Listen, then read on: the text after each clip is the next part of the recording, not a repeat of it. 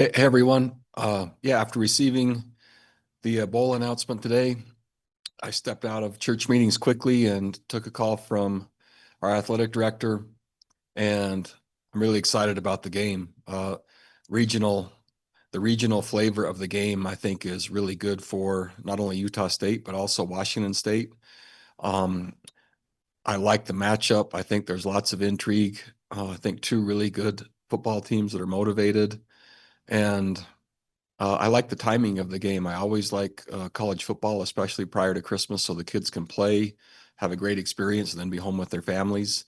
I love how close it is to Logan, and for our fans to be able to get to the game without a giant disruption of their calendar. I like the extra chances for our team to prepare and practice, and for our program to keep developing. But more importantly, I'm just really thankful to be able to be with this particular team more. I love this team. I'm grateful for all their hard work, the way they've competed, the way they've battled, the reception of me in the first year, just taking over this program. I think they've represented our community and this institution at a really high level in a lot of different ways, and would love to see them have success. So I'm glad to field questions if there are some. Coach, this is Jason Walker with Cache Valley Daily. Just want to ask kind of behind the scenes, like how much Utah State or you or the athletic director had as far as figuring out which bowl game you're going to be at. Was it pure just kind of invitation and you go somewhere, or did you guys negotiate with any other bowl games? I didn't negotiate at all, and nor do I think our athletic director did. He's certainly able to speak to that himself. There's kind of a hierarchy and different selection pattern within each conference.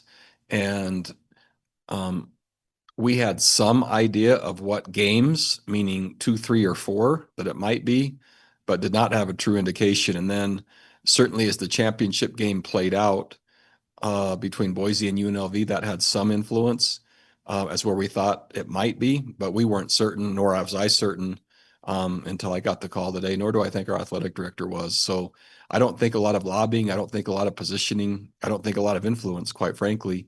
But in this case, man, I think the bowl game organizers and those in charge put together a really wise matchup, an intriguing matchup, and one that has a chance for I think strong support from both institutions. Hey, Coach Eric Franson with 106.9 The Fan. Would you, comment on the timing of this is going to be on a Monday. So what your travel and your practice schedule will look like in the lead up as it's like 2 weeks away from tomorrow? Yeah, it's a really good question. So I started considering the different games we might be in. I had up to five different models kind of running at the same time. But I also have a policy manual that reflects every possible scenario of games that I've experienced, whether it be Monday, Tuesday, Wednesday, Thursday, Friday, different times of day, Thanksgiving, over Christmas, man, all different scenarios. And so there's a template, and basically I've just kept track of the over the 19 years of what has worked, what hasn't, under what circumstances. And so yeah, I'm not saying this is wise, but literally in church, I'm texting and formulating the practice model and trying to get word to our players as quickly as possible. Finals week isn't what it once was, where you're showing up in your classroom, taking the test with the same class members at the same time. There's a testing center now, and tests are open and closed, and there's lots of online. And so I presented to the players as they finished their running and lifting last weekend, that if their finals were flexible, that they would have some chance to be with their families until they heard when our return would be. So knowing the games on a Monday, most likely, I'm not committing to this yet, but most likely our players will report this upcoming Friday, and we would practice a Friday, Saturday, have Sunday off, and then go through the upcoming week. Each bowl game has a date that you're required to arrive on and a certain time by for their activities. And then pending what that looks like, which for us, that's Thursday, I think by 1 o'clock is when we're supposed to arrive in Boise of the following week. I usually count back, and I like to get the majority of our practices and our heaviest work done here on site before we attend and arrive at the bowl game. So it could be as early as that what I just shared with you is a tentative model, I have a Zoom call with our team tomorrow morning at 8. And as I flesh out more of the details, I'll present it to them. And then for those that have left and were able to take finals remotely, they'll be back by and they'll know what time and day that we'll get started. Head coach Mark Greenwood with the Utah Statesman.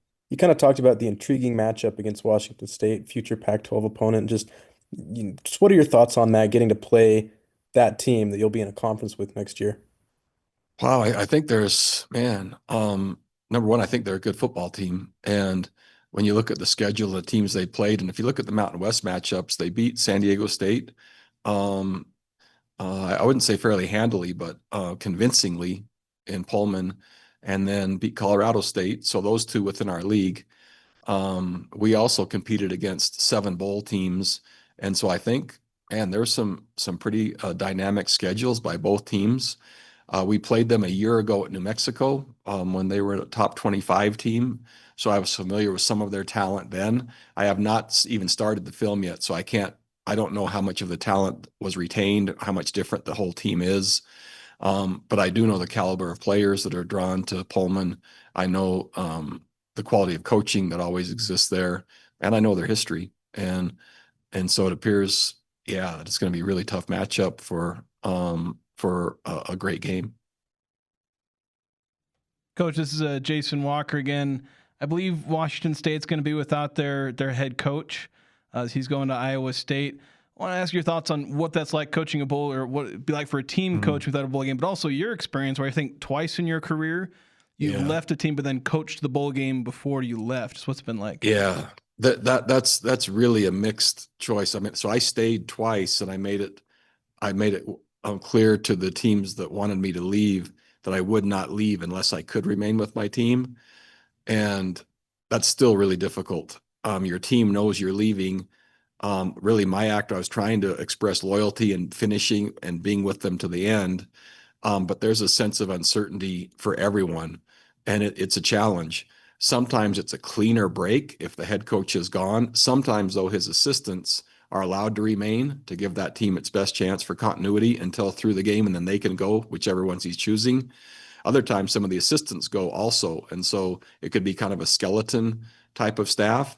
Rarely have I seen that affect the team in a manner that's noticeable. Sometimes they play almost in defiance of the departures, and sometimes are more motivated. And so, man, I've seen it. I've seen all different ways. There isn't a great solution for any of it. I really wish that, much like the NFL, that coaching changes could not happen until the completion of the national championship game. I know the current timing or calendar doesn't work for that, but it could with a reconstruction. And and so, yeah, I think about the players especially, and the context that they're in. And I think that makes it really, really a tough experience, knowing that bowl games are usually a chance to celebrate and enjoy your team and the accomplishments. And I still think that can happen. This just makes it a little bit harder. I'll ask a follow up. I know you haven't had a chance to look at the film, just kind of one thing generally with Washington State. Maybe you can speak to experience of playing teams like this, but Yeah. they're a low scoring team on offense and then a good defense. I think they score 22 points a game, allow 20 points per game. Just what would you expect from a matchup like that where you're going up against a low scoring team, a team that likes to force low scoring games? Yeah. So it's a unique style of play, I would say. Again, as you just say that out loud, and without validating, that's somewhere between Fresno and New Mexico of the teams we played this year in terms of style of play.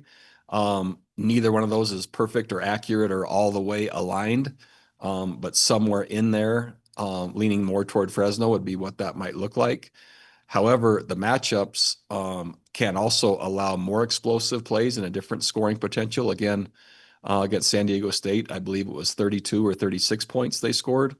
And I believe their last game against Oregon State, again, I'm not well versed or studied yet, but the point potential can change with a matchup or two or a big play or two.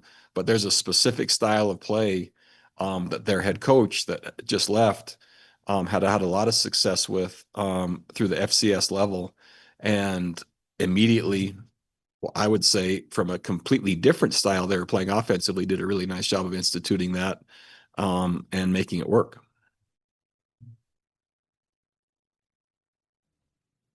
Hey, Coach, we may want to just call this the Elizabeth Cantwell Bowl, where she was the president at USU and now she's the president at Washington State. What was your relationship with her while she was here?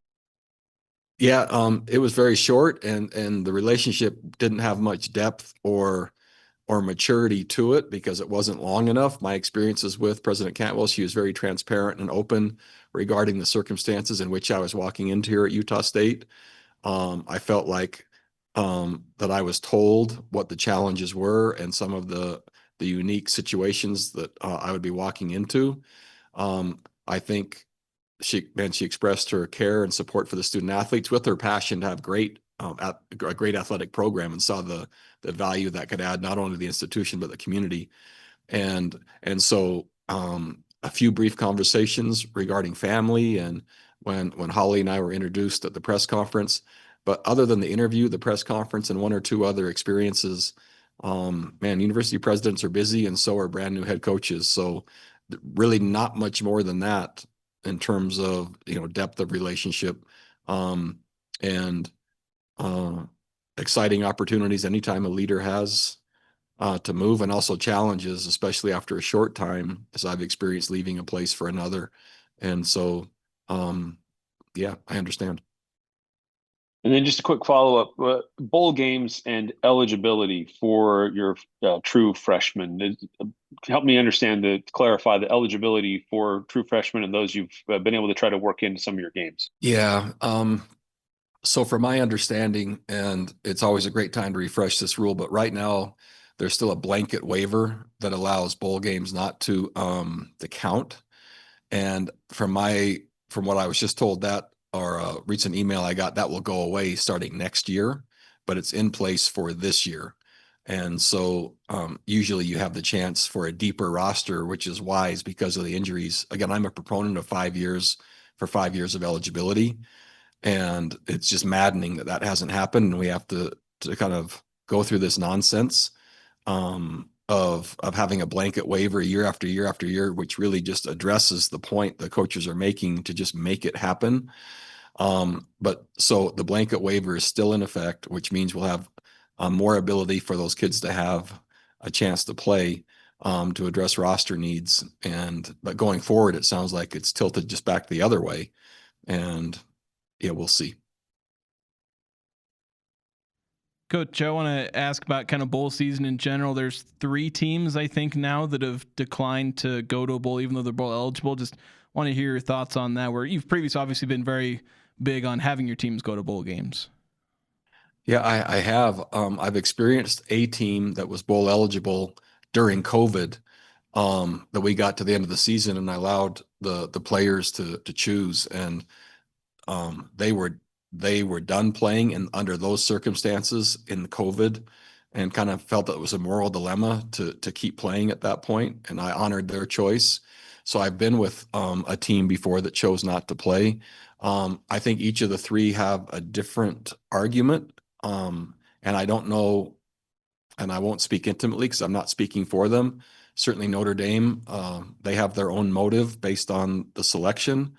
And the others, one due to injury, it sounds like, and the other with a coaching change, and also possibly injury. So it's a different era. I think if you consider, maybe one of the most drastic changes or times this happened was Florida State a couple of years ago, where they had a strong season and the number of players they had that opted out to protect themselves for the NFL or the combine or possible transfer or whatever it might have been. And I'm not sure they truly recovered since then. I can't say for sure there's a direct correlation, but the landscape is significantly different. So I don't think any of these three institutions, it was necessarily players not wanting to play necessarily, but I think maybe based on principle or circumstance, they felt warranted to end their seasons.